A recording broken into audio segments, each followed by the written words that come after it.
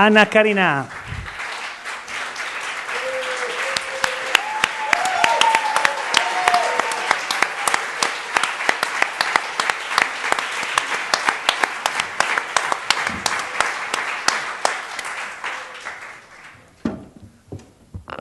Alors, on a 55 minutes parce qu'il faut prendre 5 minutes pour faire terminer l'émission radio qui est ici à côté.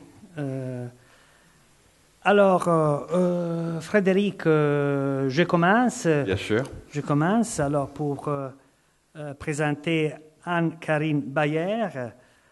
Oui. Alors peut-être on commence par ça. Comment est arrivé le nom Anna Karina? Voilà, je parle français. Hein. Oui. Bon, d'abord,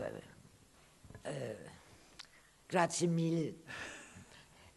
Sono molto contenta. Comme voi. Voilà, quand j'avais 17 ans et demi, à peu près, je suis arrivée à Paris, et voilà, j'avais pas un sou, enfin très très peu d'argent, et voilà, je me suis promenée à Saint-Germain-des-Prés, un peu partout à Paris, et là, il y a quelqu'un qui m'a vu, qui s'appelle Catherine Harlet, et qui a dit, qui est venu vers moi et dit, est-ce que tu veux faire des photos? Et j'ai dit, quel genre de photos? Ça m'a fait peur. J'ai cru que c'était peut-être des photos bizarres, quoi. Et voilà, elle m'a dit, non, c'est des photos de mode. J'ai dit, mais je ne saurais pas faire ça. Elle dit, si, tu vas voir, tu vas le faire. Alors j'ai dit, bon, c'est d'accord, si vous venez avec beaucoup de monde me chercher. Voilà, je tombais dans un petit hôtel comme ça, par terre sur un matelas. Et ils sont venus comme ça, avec évidemment tout le staff là, les robes, les maquilleurs, les habilleurs, les habilleuses, et les coiffeuses, et tout ce qu'il faut, quoi. Parce que je me suis dit, s'il y a beaucoup de monde, et si ça tourne mal, il y a toujours quelqu'un qui va me défendre, peut-être qui aura pitié de moi. J'étais un peu naïve, mais en même temps, c'est peut-être pas si con que ça. Non, c'est plutôt... Pas si bête. Non. Et voilà, donc j'ai fait des photos de mode pour Balmain, je crois, il me semble, et dans la rue. Et après, elle me devait, évidemment, c'était en anciens francs, 9000 anciens francs. Mais elle a dit, je ne peux pas te payer tout de suite parce qu'on ne peut pas payer quelqu'un avant que les photos soient publiées. Dis donc, il fait beaucoup de boum-boum. Hein. Ouais. Oui. Alors, j'ai dit, mais c'est affreux parce que je ne pouvais pas manger, quoi. Donc, je n'ai pas mangé pendant 3 jours. Elle m'a dit, je vais te donner des photos et tu vas aller voir Madame Lazarev, qui était la directrice d'un journal qui s'appelait Elle, que vous connaissez, qui existe toujours d'ailleurs. Et c'était la femme de Pierre Lazarev, qui était un très grand... enfin, qui avait plein de journaux à l'époque, comme Patron de presse. François, Paris Jour, et tant d'autres. Et voilà, donc je suis arrivée et on m'a dit, mais oui, on va quand même te faire des photos, là, pour voir si c'était vraiment photogénique. Et puis là, il y a une dame, tout à coup, avec un très grand chapeau, comme ça, très chic, et qui me dit, ma petite fille, écoute, comment tu t'appelles? Je dis, je m'appelle Anne-Karine Bayer. Elle me dit, quoi? Mais j'ai entendu dire que tu voulais être comédienne, parce que je l'avais dit à la maquilleuse en anglais, bien sûr. J'ai dit, oui, c'est ça, madame, mais il faut que je travaille beaucoup, il faut que je gagne des sous, là, et tout. Elle me dit, écoute, Anne-Karine Bayer, c'est pas mal, mais pourquoi tu t'appelleras pas Anna Karina? Voilà. Et c'était Coco Chanel, elle m'a donné mon nom, voilà. Sympa, non?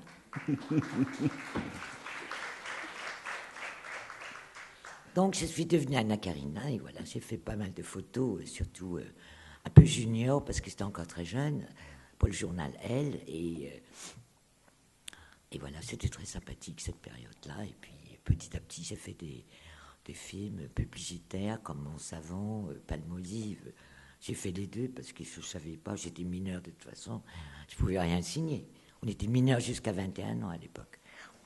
Et donc, je fais des films publicitaires aussi, pour Pepsodent, Coca-Cola pour les Anglais, et je ne sais plus quoi, enfin des trucs. Et Palmolive, c'est la publicité dans laquelle Godard vous a vu? Non. Non. Il m'a vu dans Mon Savon. Ah, dans Mon Savon. Ouais. Et Ah, merde. Et je dis, Mon Savon n'est pas comme les autres. Et je ne sais pas, voilà, il m'a convoqué dans le bureau du producteur Georges de Beauregard, qui a produit La Religieuse, entre autres, une femme aussi, bien sûr, et plein de films de Jean-Luc. Et là, j'ai trouvé qu'il avait l'air bizarre, Jean-Luc Godard, parce que avec ses lunettes noires, là, il me faisait un peu peur quand même, il avait l'air un peu spécial.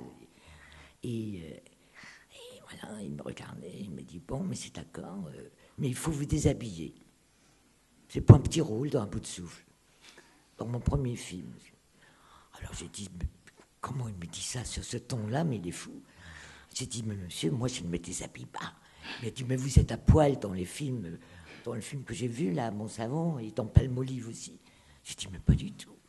Où est-ce que vous avez vu ça? On ne voit rien. Il n'y a qu'à regarder les films, hein. Il n'y a rien. J'avais un maillot de bain jusqu'ici, blanc, comme avec plein de mousse. Beaucoup de savon, oui. Beaucoup de mousse. Et évidemment, on ne voyait rien du tout. Alors, j'ai dit, c'est dans votre tête, là, que vous m'avez vu, toute nue. Hein. Et je suis parti, évidemment, en me disant, il est fou, ce monsieur. Et je n'avais pas encore compris ce qui allait se passer par la suite. Bon, toujours est-il que je ne joue pas dans Un bout de souffle, ce petit rôle où je dois me déshabiller. Et après, 3 ou 4 mois plus tard, je reçois un coup de fil encore. C'est le bureau, Georges de Beauregard. Vous êtes demandé de vous présenter. On vous attend à telle heure pour un rôle dans un film de Jean-Luc Godard. Alors j'ai quand même, entre-temps, quelques copains. J'ai dit, mais c'est quoi ce type-là? Il m'a dit, mais Jean-Luc Godard, il vient de faire un film formidable qui s'appelle À bout de souffle, et avec Jean-Paul Belmondo et Dean Seberg. J'ai dit, ah bon? Il paraît que c'est génial. Et voilà, il y a des gens qui l'ont vu en projection privée. Il paraît que c'est formidable. Tu dois aller le voir, puisque tu vas être comédienne. Voilà. Donc j'y vais. Et là, il me regarde encore un peu bizarre, derrière ses lunettes noires, qu'on voyait pas ses yeux. Là. Il me regarde et me dit, bon, mais c'est très bien. Vous avez le rôle. Venez signer demain votre contrat. J'ai dit, mais je ne peux pas signer, monsieur. Il m'a dit, qu'est-ce qu'il y a? Qu'est-ce qu'il y a encore? Parce que comme il y avait déjà eu d'autres. J'ai dit, parce que je suis mineur. Ben, venez avec votre maman ou votre papa. J'ai dit, j'ai pas de papa, mais ma mère, elle est à Copenhague. Il a fait, oh là là là là là là. Oh là là. Alors, je lui ai dit, bon, mais je peux essayer de l'appeler là pour savoir si elle veut venir. Alors j'ai dit, ça raconte quoi? Je ne dois pas me déshabiller, il fait. Il me dit, non, non, non, c'est un film politique. J'ai dit, quoi? Un film politique? Moi, impossible. Elle dit, qu'est-ce qu'il y a encore? Vous appelez votre maman ou pas pour qu'elle vienne demain signer? J'appelle ma mère. Allô, maman? C'est Jeanne-Karine. Écoute, je vais être engagée pour jouer dans un film politique français, avec un grand metteur en scène. Elle me dit, mais tu es complètement devenue folle. Elle me dit, et il raccroche. Alors je rappelle, j'ai dit, maman, c'est vraiment vrai. Je te jure que c'est vrai. Elle ne parlait pas le français non plus. Hein, donc, il y avait pas, elle ne pouvait pas parler ni avec le producteur, ni avec Jean-Luc Godard. Elle est quand même venue le lendemain, elle a signé le contrat. Et voilà. Et ensuite, on a fait le film, Le Petit Soldat, et on est tombé amoureux. Voilà, à Genève, en Suisse. Et voilà, ça a duré, je crois que ce film-là, il a vraiment duré au moins 3 mois. Parce que parfois, il s'arrêtait. Et puis, je voyais bien qu'il me regardait tout le temps, il tournait autour, quoi. Et moi aussi, j'étais un peu fasciné par lui, parce que j'avais remarqué que quand il a enlevé ses lunettes noires, là, il avait ce beau regard, ses grands yeux en amande, magnifiques. Et puis, probablement un peu myope aussi, donc ça donnait un regard magnifique. Et j'étais fasciné par lui aussi. Et un jour, bon, on était avec ses amis à lui à Lausanne. Et là, sous la table, il était assis en face, là, ici. Et moi, j'étais assise là. Et puis j'avais des copains. Mon copain qui était là. Et tout à coup, je sens une main qui veut me donner quelque chose. Alors, j'y prends, et c'était un bout de papier, tout petit bout, comme ça. Je dis, mais c'est bizarre, ça. Alors, je n'osais pas regarder le texte, parce que j'avais peur que les autres le voyaient aussi. Alors, je me lève pour partir. Là, j'ai mon copain qui me dit, mais fais voir ce mot-là. Qu'est-ce qu'il y a écrit là? Et alors, il m'arrache le papier, évidemment, il avait écrit, je vous aime. Rendez-vous à Genève, parce que là, on est à Lausanne. Hein. Rendez-vous à Genève à minuit, au Café de la Paix. Et voilà. C'est pas très loin de Genève. Lausanne, c'est pas très très loin en voiture. On avait tous été emmenés en voiture. Et puis, je ne pouvais pas faire autrement, parce que moi aussi, j'avais senti cette attirance vers lui. C'était quelque chose de corps qui battait et tout. Et voilà, je suis allé au Café de la Paix à minuit. Là, si vous voyez, je le reconnais, je connais le pantalon et tout, parce qu'il avait le journal devant le visage. Je m'arrête devant lui, j'avais l'impression que avant qu'il baisse le journal, ça avait duré, c'est pas moi, 1 heure, quoi. Ça a dû durer, je ne sais pas moi, 30 secondes.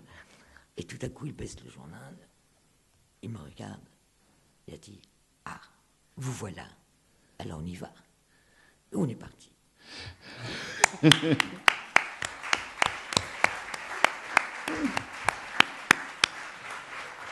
On est tous au Café de la Paix maintenant. Hein? Donc, évidemment, maintenant, je suis encore beaucoup plus jeune que lui, puisqu'on a 10 ans de différence, à peu près, quoi. Et donc, c'est devenu un peu ma famille, du coup, parce que je n'avais que lui. Parce que les copains, là, mon copain, ils étaient fâchés et tout, j'avais plus personne à part lui.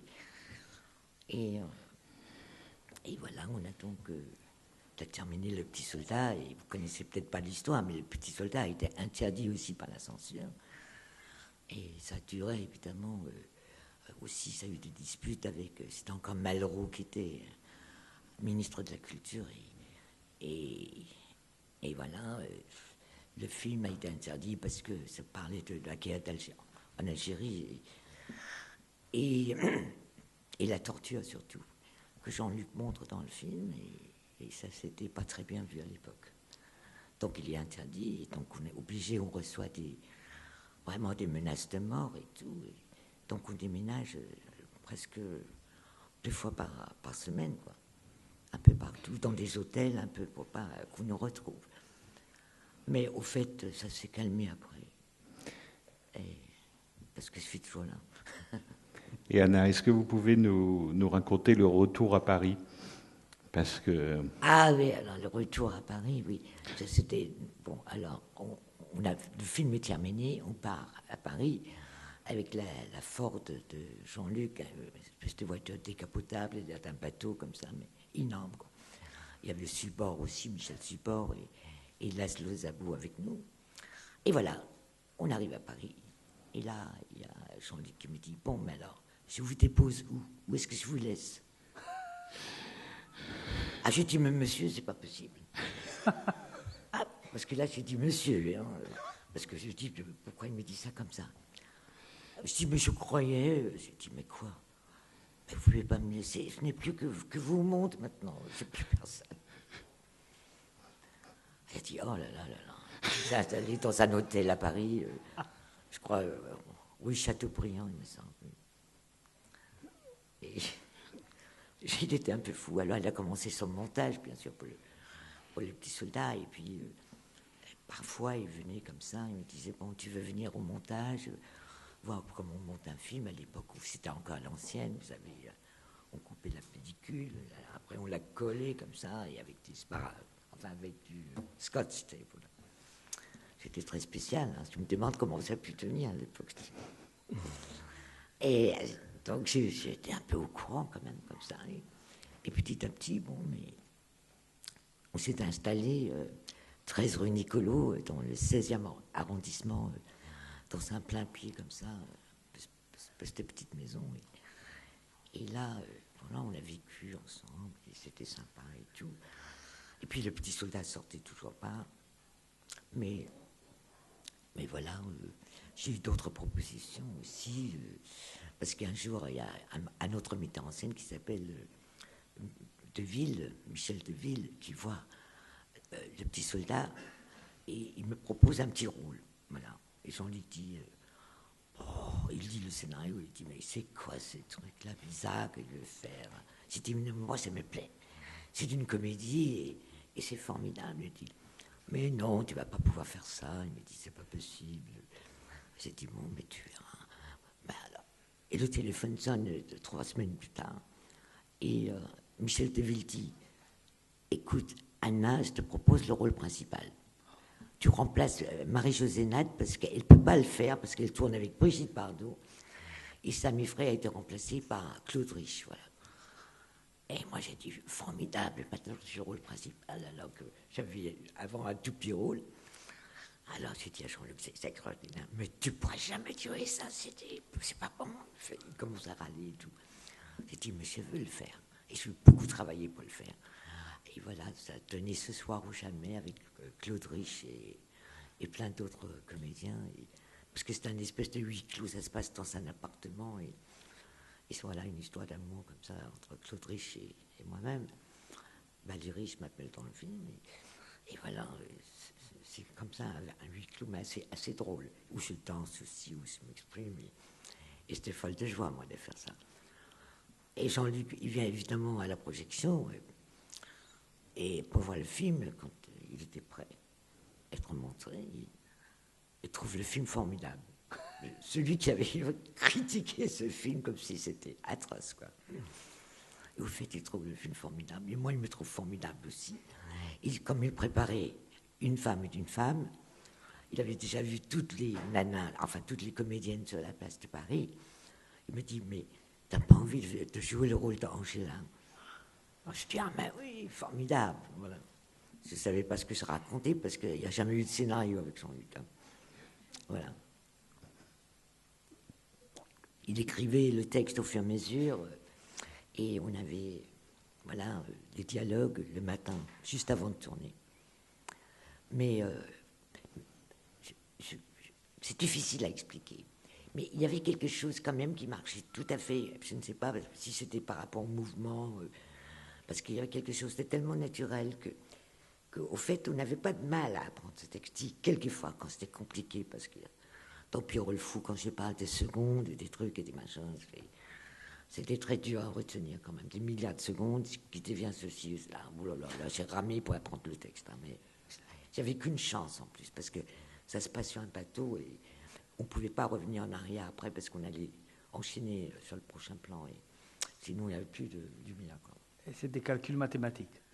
Ah ouais, un truc impossible de se rappeler. Quoi. Il faut vraiment avoir fait Sciences Po, un truc comme ça. Mais Anna, ce qui est surprenant dans ce que vous racontez, c'est que maintenant, nous les cinéphiles, quand on voit les Godard Carinade cette année-là, ça a l'air d'aller de soi. C'est-à-dire que vous avez fait Le Petit Soldat et vous alliez faire Une femme est une femme. Or, ce que vous dites, c'est que pas du tout. Mais pas du tout. Il a fallu d'abord qu'il voit toutes les autres jeunes comédiennes de Paris tout à fait, oui. avant de vous proposer, le rôle. Oui. Et ben voilà, je l'ai fait. J'ai eu un prix à Berlin. Voilà. Et il y a la fameuse J'étais scène. encore mineur. Hein, parce que je me suis mariée et j'étais encore mineur. Aussi. Après, on s'est mariés parce que, voilà.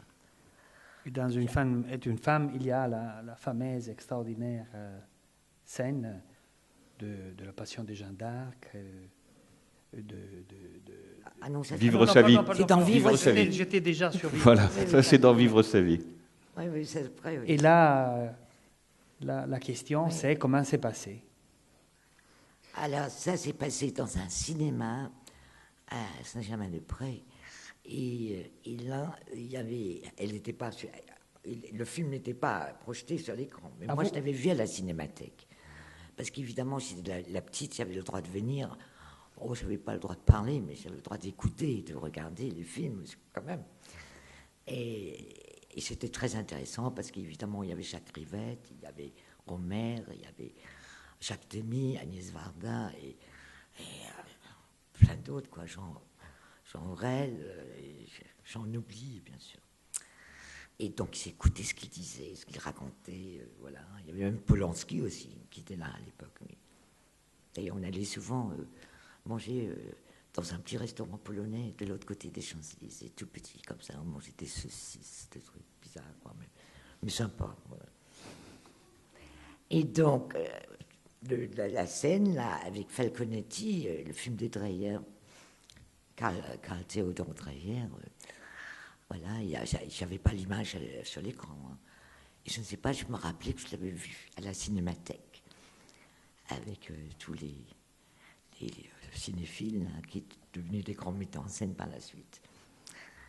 Et je ne sais pas, ça m'a tellement ému quand elle pleure, que je me rappelais qu'elle pleurait, quoi. Et je me suis mise à pleurer aussi. Enfin, j'ai versé une larme. Parce que je suis, mine de rien, très émotive. Hein. Oui. Mais c'est vrai que vous le connaissez mieux que moi, mais des fois, il dit quand même des choses gentilles, Jean-Luc Godard. Et donc, une fois, je l'interviewais, il critiquait beaucoup ces films des années 60. Il n'était pas content, il disait c'est pas si bien que ça. Et je lui ai dit, mais quand même, Vivre sa vie, c'est vraiment un film très réussi. Et alors là, il a dit une chose gentille, il a dit, parce que je suis allé vers Anna pour ce tournage et elle est allée vers moi. Ah ben oui, c'est un est-ce que compliment. C'est un très beau compliment. Est-ce que Vivre sa vie, ça a été un tournage pour vous particulièrement heureux d'abord, mais aussi épanouissant, où vous sentiez que vous faisiez quelque chose d'important pour vous-même, pour votre jeu d'actrice? Mais c'est-à-dire qu'on ne savait jamais ce que ça racontait vraiment. Je savais que c'était un film sur la prostitution, etc. On a été choisir des costumes et tout, comme ça, mais des trucs... Mais on n'avait toujours pas le texte, on n'avait pas l'histoire, on n'avait pas les dialogues, quoi. Donc on ne savait jamais vraiment où on mettait des pieds. Mais lui, il le savait parce qu'il avait son film dans la tête, à mon avis. Forcément, d'ailleurs. Et donc... mais on sentait bien qu'il y avait quelque chose de bien là-dedans, sympa, voilà. Et quelque chose qui était touchant et émouvant, quoi. Et donc, on comprenait quand même quand il fallait jouer l'émotion ou quand il fallait être un peu plus comique, quoi. Et voilà, j'en étais où, là, en fait? Oui. Oui, je regarde le film, je vais rester là, voilà. Vous avez parlé de cette scène-là, où je regarde Falconetti sur l'écran. Il n'est pas là, non. Et Anna, juste pour terminer sur Vivre sa vie, parce que ça c'est une photo qu'on trouve dans les livres, mais je trouve que c'est une photo très émouvante, c'est que pendant ces années-là, ça doit être 64 peut-être, Dreyer, oui mais Dreyer est venu à Paris présenter ce qui va être son dernier film, absolument. Gertrude, et on vous voit tous les trois, Jean-Luc Godard, vous et Dreyer. Vous vous souvenez de cette visite de Dreyer à Paris? Vaguement, oui, parce que il voulait toujours qu'on vienne le chercher à Orly, parce qu'à l'époque, il n'y avait pas encore Général de Gaulle à Paris. Et, enfin, l'aéroport, bien sûr, l'aéroport. Et donc, on allait toujours le chercher, comme ça, quand il venait pas très souvent, d'ailleurs. Et comme il avait un peu de mal à parler le français, enfin, il aimait bien que je le traduisais, quoi, pour lui. Et... Voilà, il était très content de connaître Jean-Luc. Et en plus, il avait fait des costumes. Enfin, ma mère a fait. Parce que ma mère a fait carrière en même temps que moi, un peu. C'est très bizarre. Mais dans les costumes, elle avait une petite boutique comme ça, avec des costumes, à l'époque où ça se faisait encore à la main, vous savez, tout à la main, comme ça, coupé sur mesure et tout. Après, évidemment, elle a fait du prêt-à-porter comme tout le monde. Mais à l'époque, c'était encore vraiment les ourlets, les trucs, et tout était fait à la main. Et donc, quand Dreyer a su que c'était ma mère, il a demandé à ma mère de faire des costumes pour Gertrude, pour Nina Pence, pour le rôle féminin, voilà. Et ce que ma mère, donc, elle a créé des costumes, et sa boutique s'appelait Fabiel, voilà. Il n'a pas voulu signer son nom, donc il a signé le nom de la boutique, Fabiel. Et ça, c'était assez émouvant, parce que, au fait... comment j'ai connu Dreyer, je peux vous le dire, c'est quand j'étais au début à Paris, j'avais besoin de gagner des sous. Il y a son fils qui était journaliste pour un journal qui s'appelle Politique. Il m'a dit, est-ce que tu veux écrire l'histoire d'une jeune Danoise à Paris? Comme ça, juste, tu vois, pour faire un petit avec des dessins. Alors je l'ai fait, j'ai quand même gagné un peu de sous avec ça. J'ai fait à peu près 3 articles comme ça. Mais une grande page, c'était à l'époque où les journaux étaient énormes. Hein. Rappelez-vous. Ah oui. Maintenant, c'est... Et donc, je l'ai connu grâce à son fils, Eric Dreyer. Et donc, quand on passait à Copenhague avec Jean-Luc pour voir ma mère, on allait souvent chez Dreyer, qui habitait un tout petit appartement, très simple et très noble, et, enfin très joli, mais enfin tout petit, mais très simple. Voilà, il n'y avait pas de chichi. Pas de... Et il était assez sérieux, mais adorable. Et puis, il voulait aussi faire que je joue dans le film qu'il préparait sur le Christ. Bah, je ne jouais pas le Christ, vous comprenez bien. Je voulais que je joue la Sainte Vierge à l'époque, évidemment, complètement. Mais il n'a jamais pu le faire parce qu'il n'a jamais pu trouver de l'argent, voilà. Ça, c'est pas mon téléphone qui sonne. Je sais pas qui c'est, mais c'est pas... C'est joli.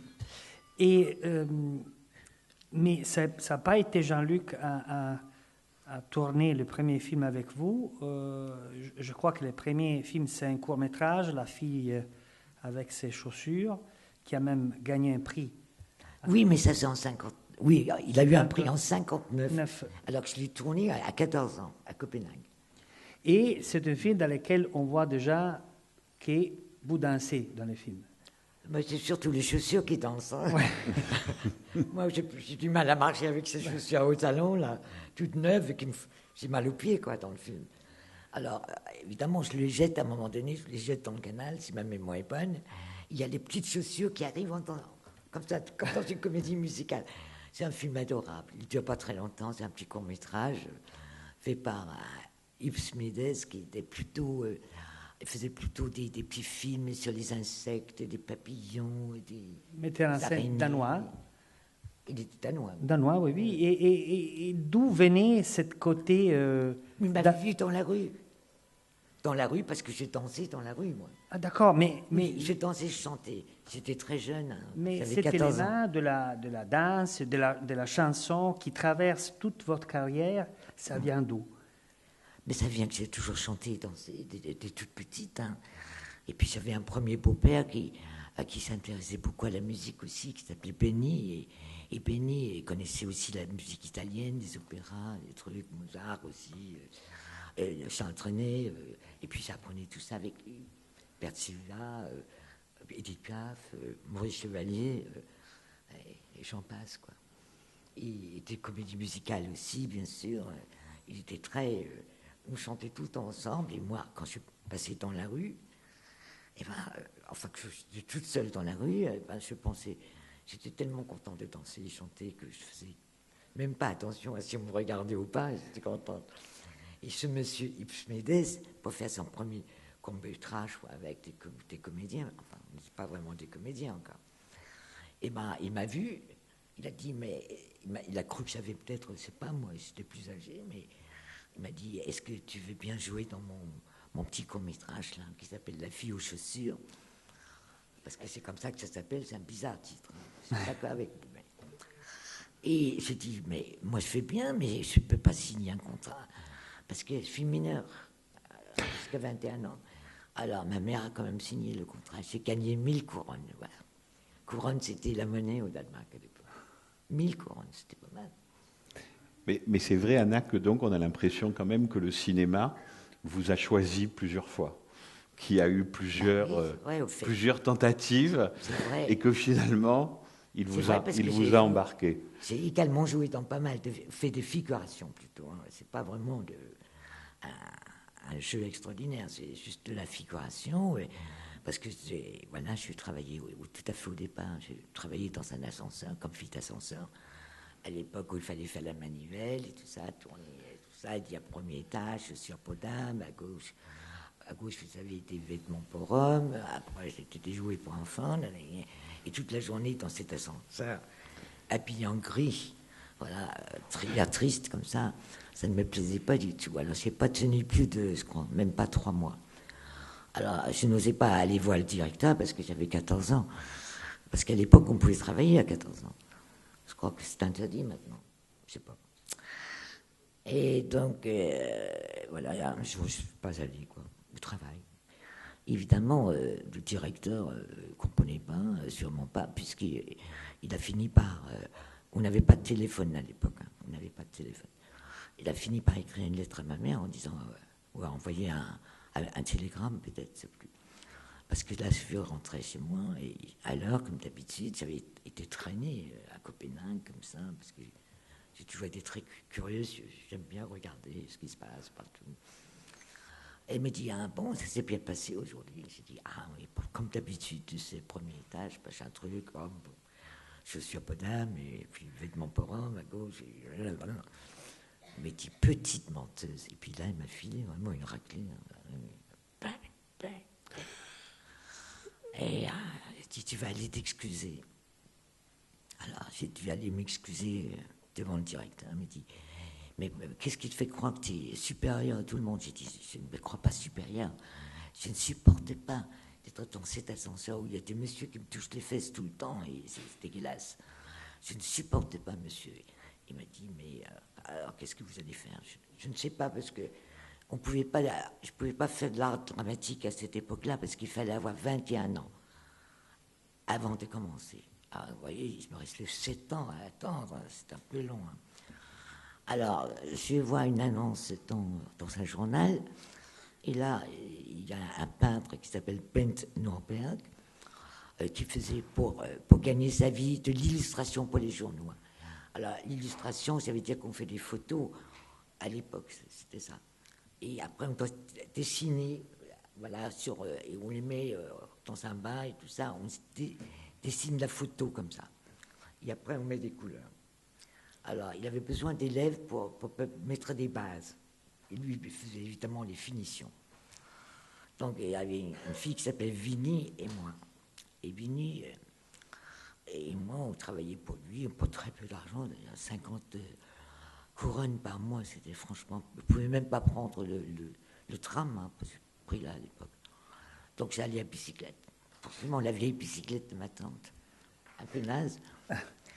Et voilà, évidemment, comme il a vu que c'était très comme ça, toujours, il a dit, mais tu pourrais peut-être poser pour faire des photos, juste comme modèle, comme ça. Alors je faisais celle qui avait peur, je faisais plein de photos comme ça.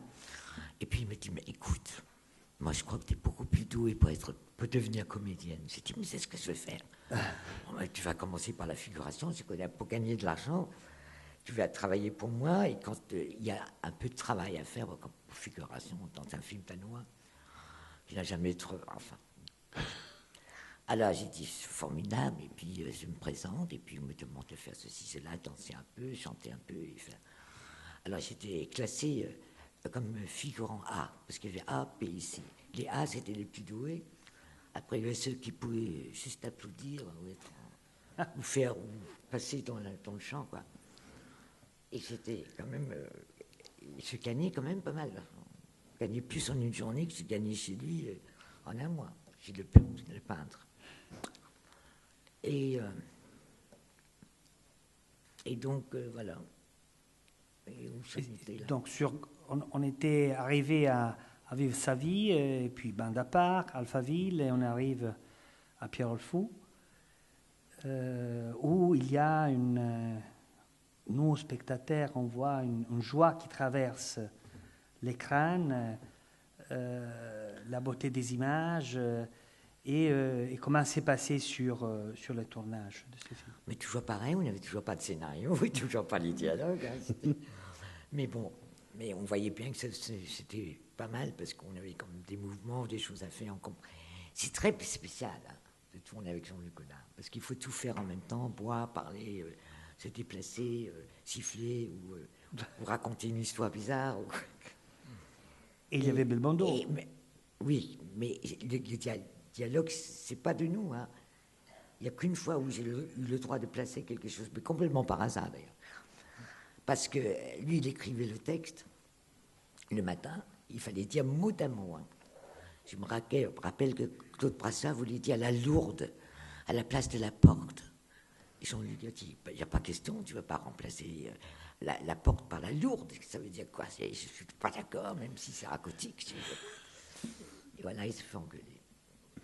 Et moi, dans Pierrot le Fou, là, qui était quand même un grand bonheur de tourner aussi, il faut bien le dire, parce qu'on a traversé la France, le Midi, le Var, et puis on est arrivé à Toulon, et puis après on a été à Porquerolles, une île, et voilà, il y a Marielle qui est venu nous, c'est un comédien aussi, hein. Marielle qui est venu nous voir, et puis il y a Raymond DeVos aussi qui joue dans le film, et qui était fou de joie de faire son petit numéro. Est-ce que vous m'aimez? Est-ce que vous m'aimez? Et c'était trop joli, quoi. Et puis un grand directeur photo comme comme j'allais le dire, justement, parce qu'on n'en parle pas assez. Raoul a toujours été un immense, magnifique chef opérateur, extraordinaire. En plus, il était caméraman, hein, en plus. Alors, à la main, et ça bougeait pas, ça faisait tchou, ça s'arrêtait net. Maintenant, ça fait souvent un peu ça, il faut bien le dire. Maintenant, ça trompe beaucoup, hein, souvent. Lui, c'était net. Dolly, c'est dans les deux sens, là, c'est très dur à faire. Une grosse caméra Dolly. Il avait ça pas dans Pierrot le Fou, mais dans Le Mépris, avec Brigitte Bardot et Piccoli, où je joue pas d'ailleurs. Et donc, on a traversé la France, on a eu beaucoup de bonheur, on s'est arrêté chez Rezvani, qui a d'ailleurs écrit les deux chansons Maline de Chance et Jamais je ne te dis que je t'aimerai toujours, ô mon amour, que je chante dans le film. Et Jean-Paul ne voulait pas tellement chanter, donc il dit un peu le texte. Mais bon, chacun fait ce qu'il veut aussi. Hein. Mais vous avez dit que, pardon, sur les mots, on ne pouvait pas improviser. Oui. Et par contre, sur le mouvement, sur ce qui s'est... Non, alors voilà. La seule fois où j'ai eu le droit de vaguement, et c'est arrivé complètement par hasard, c'est que quand je marche sur la plage à Porquerolles et que Jean-Paul est en train d'écrire avec le perroquet là sur le petit ponton là dans l'eau, et il me dit Anna, dit Jean-Luc à moi, tu t'ennuies, voilà. Alors j'ai dit oui, alors je m'ennuie, alors je peux jeter des pierres dans la mer. Il dit très bien. J'ai dit mais à part ça, et donner des coups de pied, c'est pas des trucs qui traînent sur le sable. Il me dit très bien. Je dis oui, mais est-ce que tu crois pas que ça fait un peu maigre? Mais alors qu'est-ce que je peux faire? Je sais pas quoi faire d'autre. Il me dit tu vas dire qu'est-ce que je peux faire? Je sais pas quoi faire. Et tu vas le répéter, et répéter, et répéter. Qu'est-ce que je peux faire? Qu'est-ce que je peux faire? Je sais pas quoi faire. Qu'est-ce que je peux faire? Je sais pas quoi faire. Il y a un moment donné, il y a Jean-Paul qui crie silence. J'écris. Et justement, Anna, parce que quand on revoit Pierrot le Fou, ce qui continue de fasciner dans le film, c'est à quel point vous êtes à égalité. C'est-à-dire que Belmondo est très impressionnant, parce que lui, c'est un acteur très moderne, mais en même temps, c'est un acteur classique. Il a fait le conservatoire, il était habitué à dire des textes très longs, etc. Quel partenaire, Belmondo, qui à l'époque était devenu une énorme star, parce qu'on était 5 ans après À bout de souffle, quel partenaire était-il avec vous? Oh, formidable. Oh non, sans problème. Hein. D'abord, on a fait Une femme est une femme avec lui et Jean-Claude Brialy. Et voilà, il était toujours très sympathique. Parce que moi, le premier jour, comprenez bien, j'avais le trac, j'avais les genoux qui tremblaient un peu comme ça. Et parce que je me suis dit, je me trouve face à Jean-Paul Belmondo et Jean-Claude Brialy, qui sont quand même des acteurs déjà complètement confirmés. Et voilà, comment je fais faire? Et c'est tellement adorable que, évidemment, le trac est parti au bout de 5 minutes. Mais j'avais plus peur. Je me sentais à l'aise. Et il faut dire que Raoul Coutard aussi était formidable. Dans tout ce que j'ai fait avec lui, c'est toujours lui qui a fait tous les films, d'ailleurs, de Jean-Luc, à l'époque. Et il était magnifique. Mais il n'était pas très bavard, alors. Et comme ils ne se parlaient pas beaucoup, mais ils se comprenaient quand même. Et c'est là que je ne m'explique pas vraiment. Parce que la plupart du temps, le metteur en scène, voilà, on lit le texte, il y a même j'ai même travaillé avec des acteurs américains, voilà, ils disent pourquoi je vais m'asseoir maintenant, ils commencent à poser des questions au metteur en scène. Alors avec Jean-Luc, la question ne se pose pas. Ah, s'il a dit tu vas t'asseoir, on va s'asseoir. Ah ouais, c'est clair, net, précis. Hein. Il n'y a pas de discussion possible. Mais il faut dire que tout est tellement naturel aussi. Parce qu'on fait tout comme dans la vie. Hein. Voilà, on prend le téléphone, on boit un coup, on fume une cigarette, on claque la porte. Et vous avez eu aussi une carrière italienne, Oui. avec beaucoup de metteurs en scène, avec Zurlini, avec Visconti, avec Brusati.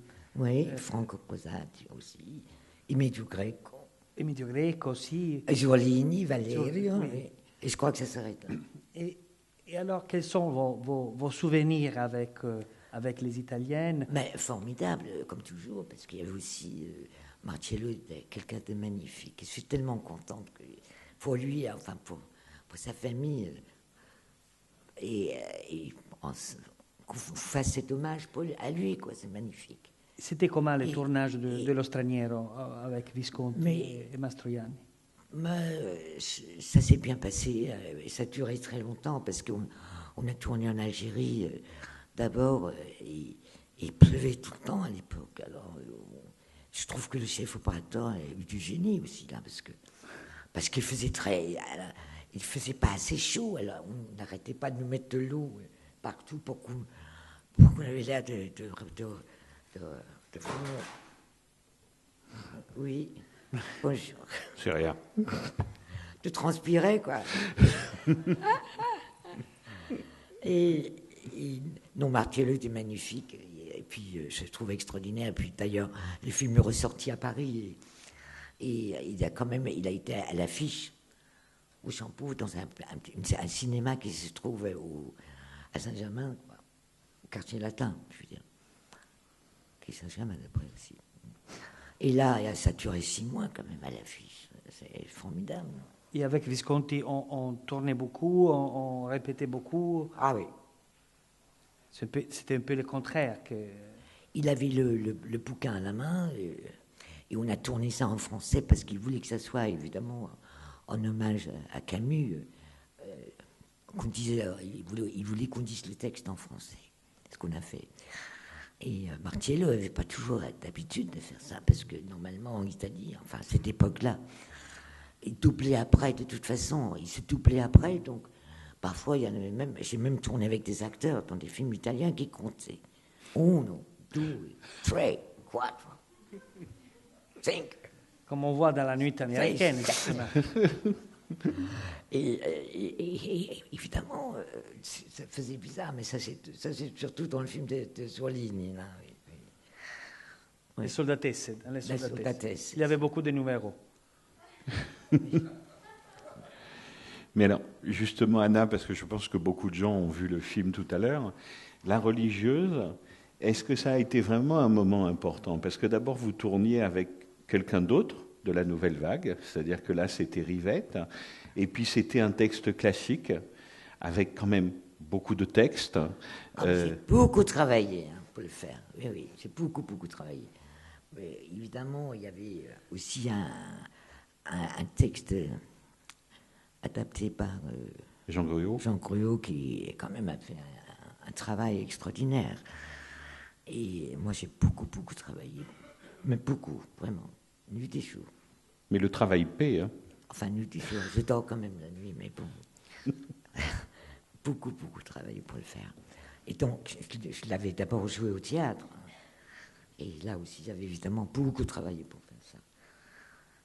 Et ça paye quand même le travail, vous savez. Ça paye.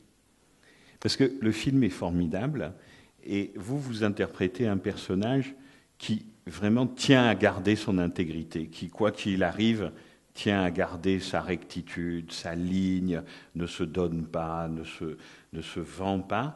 Et le film est très, presque un peu austère, comme ça. Enfin, c'est un film un peu janséniste. Est-ce que le tournage était très concentré? Est-ce que Rivette était très directif avec vous et les autres comédiennes? Alors, oui, c'est clair que Rivette, c'est quelqu'un qui savait tout à fait ce qu'il voulait. Et voilà, il faisait parfois des travelling où il y avait 36 positions pour la caméra, en avant, en arrière, plus en avant. Et celui qui s'occupait de pousser le travelling, il devenait cinglé parce qu'il ne se rappelait plus. Avec tous ces numéros, là, et il ne les voyait pas parce qu'il y avait Raoul Coutin assis évidemment avec la caméra et sur le travelling. Et là, il poussait, alors et parfois il sautait un numéro. Mais je crois quand même qu'il Rivette, il ne remarquait pas trop ça. Du moment où ça durait un certain temps et qu'on arrivait quand même au but, il était content. Mais sinon, il était très, il était très précis. Il voulait que tout soit dit de telle façon. Et il n'y avait pas beaucoup de liberté là-dedans. Et c'était très bien d'ailleurs.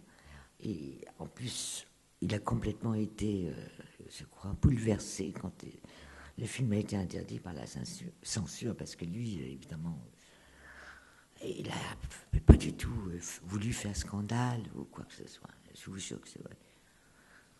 Mais sinon, on a aussi... parfois, on a ri aussi sur le film, voilà. C'est sûr. Toujours, quand on ne tourne pas, on rit après un peu. Surtout quand c'est très sérieux, ce qu'on tourne. Et encore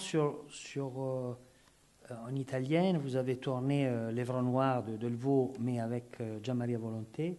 Oui. Et vous avez un souvenir de ces... Mais ça, on l'a tourné ça en Belgique. Oui, en Belgique. Oui, oui. Mais est-ce que vous avez un souvenir de Gianmaria Volonté? Mais je n'avais pas de scène vraiment avec lui. Hein. D'accord. Mais il était là, c'est un grand acteur. Mais... Et par contre, l'aventure... Je pense qu'il était déjà très malade, d'après ce qu'on m'a dit. Ouais.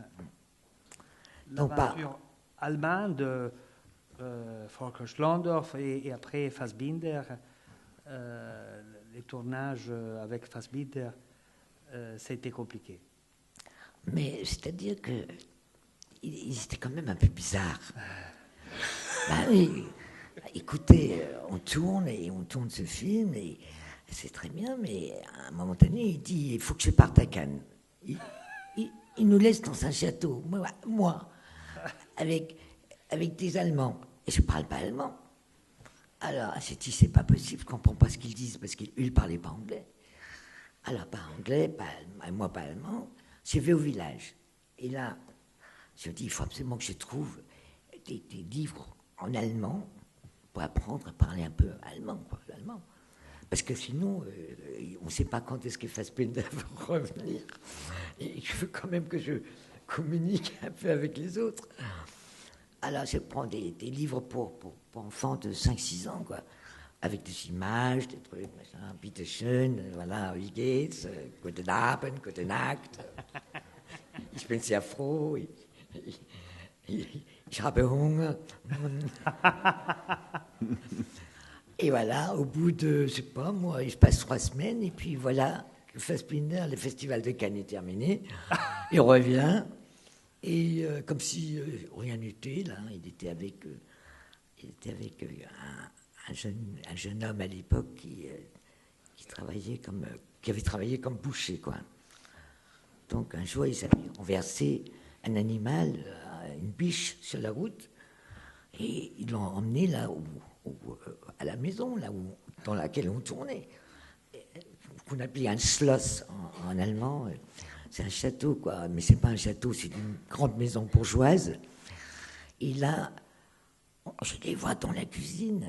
Là, entre-temps, Macha Merrill est arrivé, en train de découper le boucher, là, la biche. Je dis, mon Dieu, qu'est-ce que c'est que ça? Pour le mettre dans un congélateur, je ne sais pas, moi. Je dis, mais qu'est-ce que... Oui, on l'a renversé sur la route, mais on va quand même le manger plus tard, ils disent. Je dis, oh là là, moi, je ne vais pas dîner, je ne vais pas manger cette biche-là. Mais bon, après, évidemment, ils étaient un peu... comment dire? Ils prenaient des trucs, Fassbinder. Enfin, des drogues, quoi. Alors, il se courait après avec le fouet, il se fouettait, si bien que j'allais dormir dans le jardin. Donc, j'en avais un peu marre de Fassbinder, je dois dire. Parce que je ne pouvais pas supporter les cris qu'il poussait. Et je ne voulais surtout rien savoir. Et voilà. Ah, évidemment, la police. La police est arrivée dans la maison bourgeoise parce que quelqu'un l'avait dénoncé. Parce que quelqu'un a vu qu'il s'avait écrasé une biche sur la route. Mais on n'a pas le droit de l'emmener et de le couper en morceaux, quoi. Alors je crois qu'ils ont eu une amende aussi. Et puis les flics, ils ont repris la bûche, enfin les morceaux qui restaient, ils sont partis avec. C'est une histoire de fou, oui. Voilà mon histoire avec Fassbinder. Mais il y a eu Cukor, non, aussi? Mais Cukor, c'était merveilleux. Georges Cukor, oui. Ça, c'est américain. Oui. Ah, c'était génial, oui. Alors là, évidemment, on commence le film. Ça s'appelle Justine avec Anouk Aimée et Bogart. Burton? Non, il n'y a pas Burton, non. Non, Bogart. Comment c'est quoi son prénom? Dirk. Dirk Bogart. Dirk Bogart. Dirk. En anglais, Dirk. Il a raison. Dirk Bogart. Et moi dans le rôle de Mélissa, et puis Michael York aussi.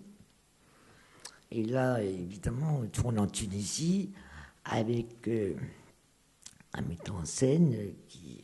J'ai oublié son nom aussi maintenant. Joe Strick, voilà. Joe Strick. Et Joe Strick, voilà, il dort souvent sur le plateau, enfin comme... Et puis nous, on tourne des plans avec le chef opérateur, qui est un très formidable chef opérateur, mais évidemment qui était un peu fatigué. Et Joe Strick qui dormait dans son fauteuil, quand je tournais.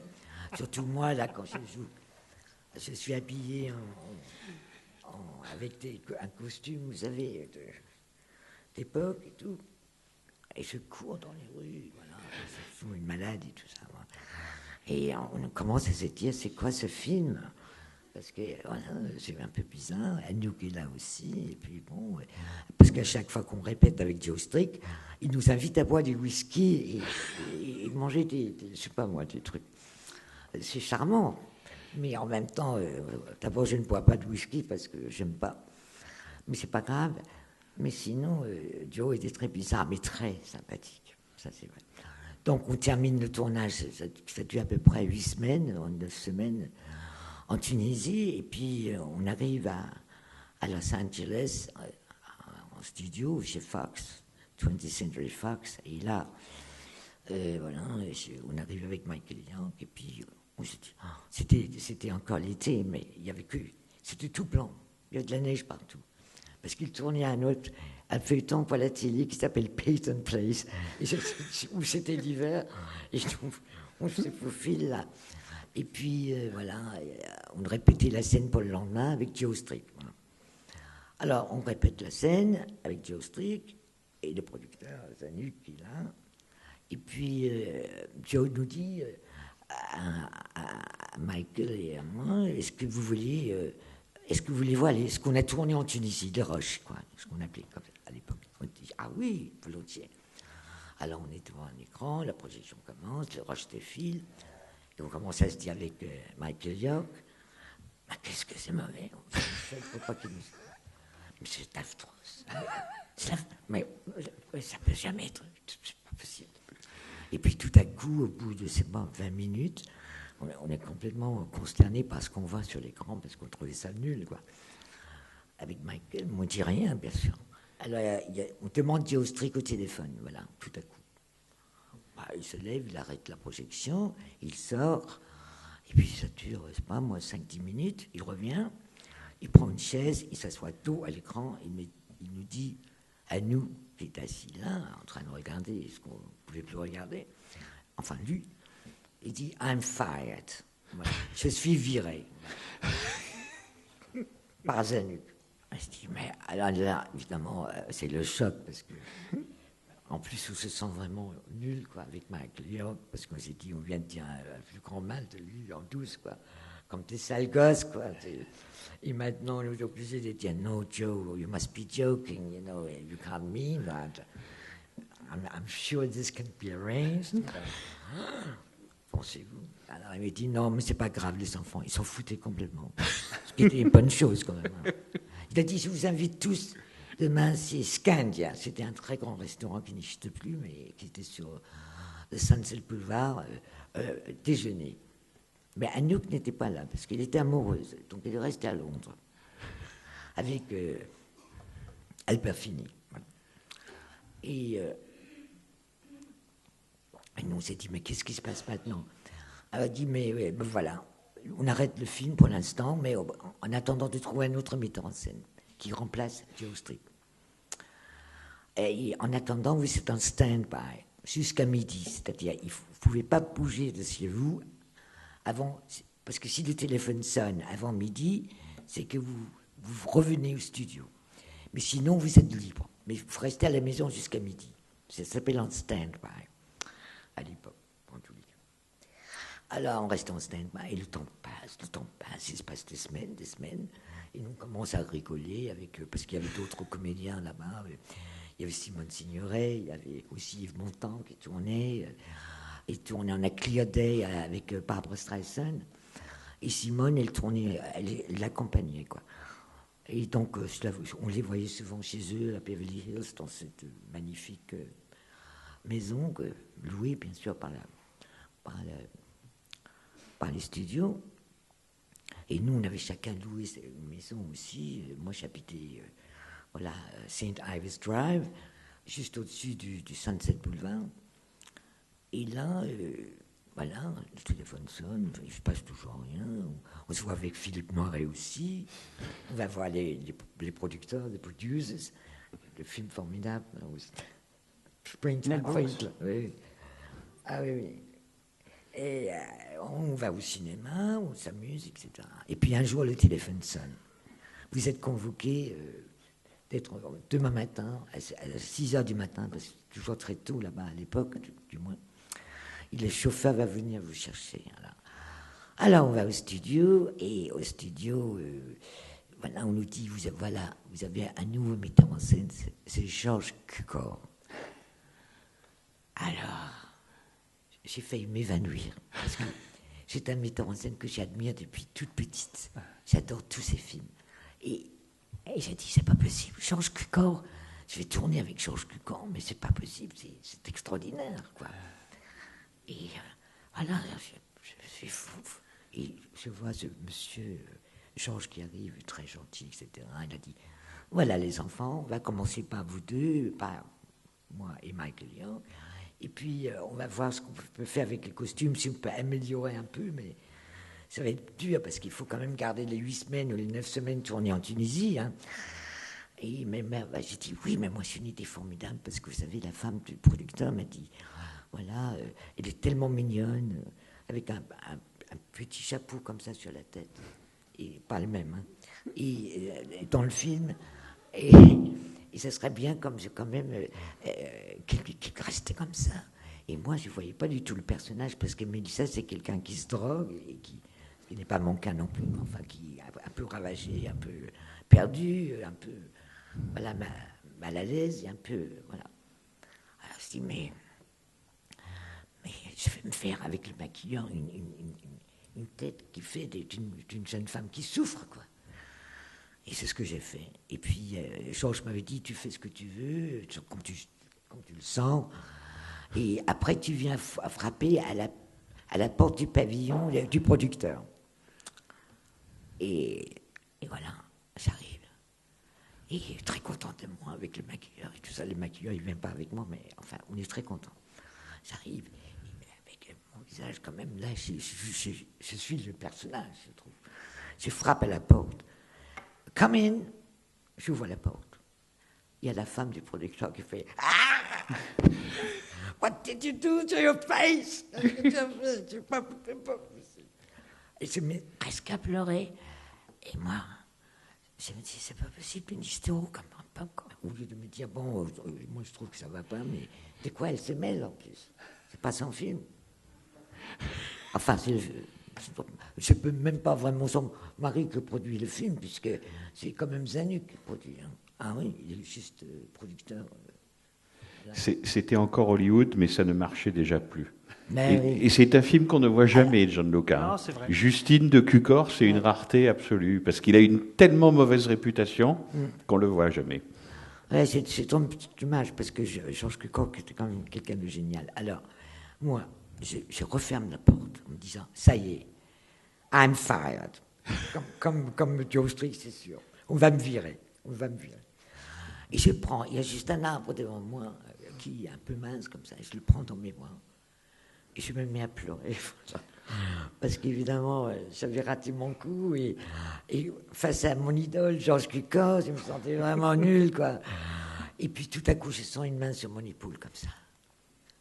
Et j'entends la voix de Georges qui me dit « Don't cry, little girl, ne pleurez pas ».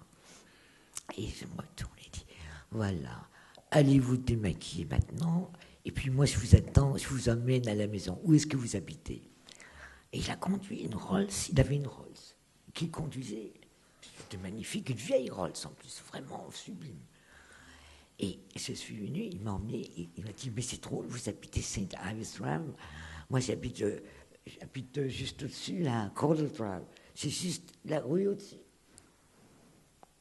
Alors il m'a déposé chez moi, et depuis on est devenus vraiment des amis extraordinaires. C'est vrai que le film n'est pas extraordinaire, mais c'est franchement pas la faute à Georges Cukor. Voilà. Alors, on était déjà très amoureux de Anna Karina, mais maintenant, encore plus. Grazie, Anna. Oh, merci à vous d'être venus.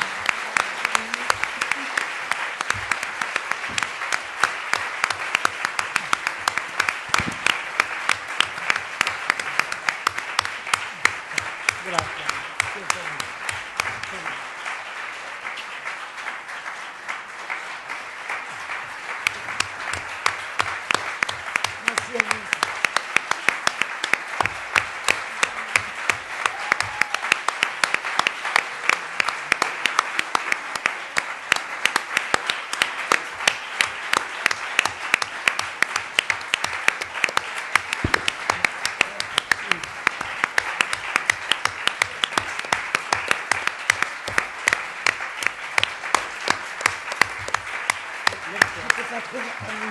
C'est formidable.